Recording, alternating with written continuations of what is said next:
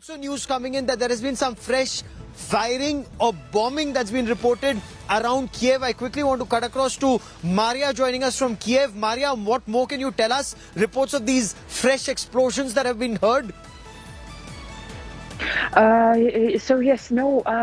Sounds of explosion heard for now, but there are the surfacing of new pictures of fire and smoke over the region of Podil. This is a region close, a district close to the city center in Kiev. So we see the pictures with this fire, tail of smoke going all over above the Dnipro River. And for now, there were no official reports about what it is exactly. So we are yet to verify this information. What exactly is this? Was it a strike or any other type of bombing, of shelling, or other activity of the enemy? So for now, what we see now is again the reports about the fact that in total 7 aircraft of Russia were taken down by Ukrainian military, by Ukrainian air forces.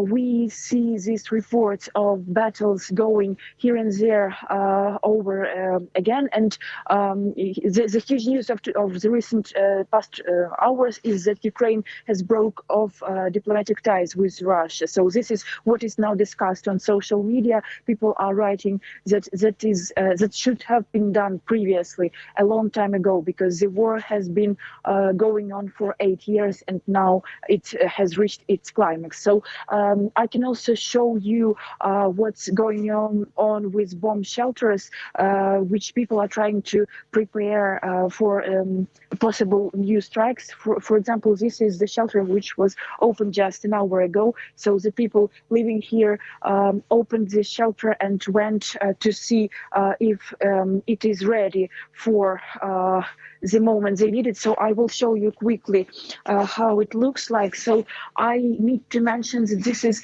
one of the good ones. So this is the shelter.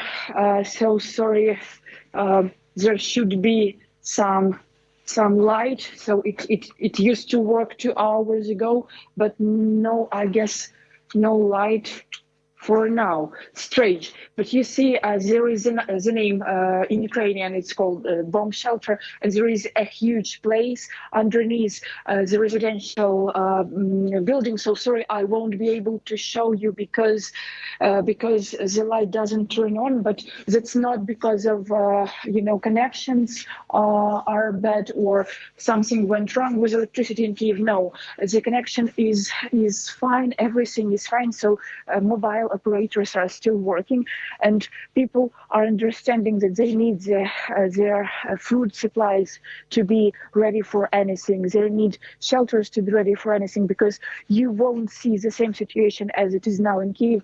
Just I guess 8 hours ago. 8 hours ago, nobody believed that this should happen, that this could happen, that the shelling of Ukraine all over, not only in Donbass, but also in other regions like Ivano-Frankivsk could happen. And we have also the information of casualties. One child was killed during the shelling of civil objects over the course of these 8 hours. So there are the reports going on about the fact how many casualties are there already. So I have now yet to clarify and to justify the information about numbers, but this news about one child who lost his or her life because of Russian bombing, it is already was verified by the defense ministry. So the situation now in Kiev, it's still terrifying, but military also in the streets, but everything else is like several hours ago. Back to you. Pysarenko is the journalist in Ukraine. Maria, you were showing us just a short while ago a sort of a bunker that appears to have been prepared, and while you were showing us, that basically reflects the ground situation. I'm Pooja Shali, I'm in the studio here. What I want to understand now, you are talking to us about a possible casualty of a child. What is the current status on the ground with regard to people? We saw people in distress, in panic, while there are explosions happening. What about women, children? What about supermarkets, essential items that they will now require? And there is so much uncertainty right now on the ground. What are you picking up about citizens around you? How are they preparing? Because these bunkers may not be readily available for many of them.